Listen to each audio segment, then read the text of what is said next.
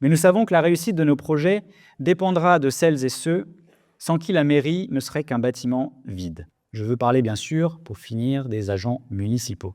Je voudrais leur adresser un message. Tu le disais, Eric, tout à l'heure, toute ma vie, j'ai été syndicaliste. J'ai toujours été convaincu que, entre collègues, au travail, il fallait se serrer les coudes pour faire respecter ses droits. Ce sont les travailleurs et les travailleuses qui produisent les richesses dans ce pays. Ce sont les agents du service public qui font vivre les services publics. Alors si je suis maire, je deviendrai employeur. Et ce rôle, je l'assumerai pleinement. Nous mettrons fin aux contrats de vacation. Vous savez, ce sont des contrats très courts, renouvelables à l'infini, pour toutes les missions pérennes.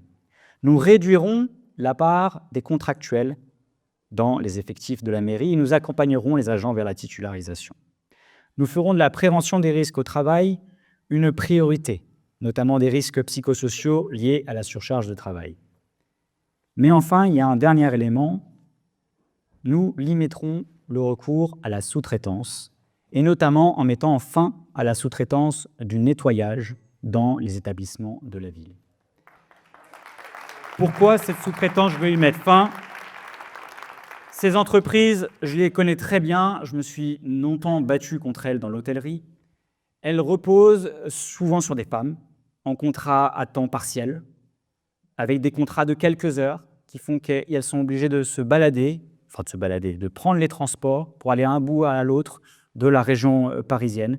Elles font des heures pas possibles, elles ont une surcharge de travail, et surtout, elles travaillent sur le même lieu que les agents du service public, mais elles n'ont pas leur statut, pas leurs évolutions de carrière, pas accès à la représentation du personnel, pas accès globalement aux mêmes droits que leurs collègues. Alors avec nous, l'ensemble de ces femmes de ménage seront embauchées, transférées dans le service public, où elles pourront avoir une carrière et être respectées. On ne peut pas construire des services publics, faire fonctionner une municipalité sur la sueur de travailleurs exploités.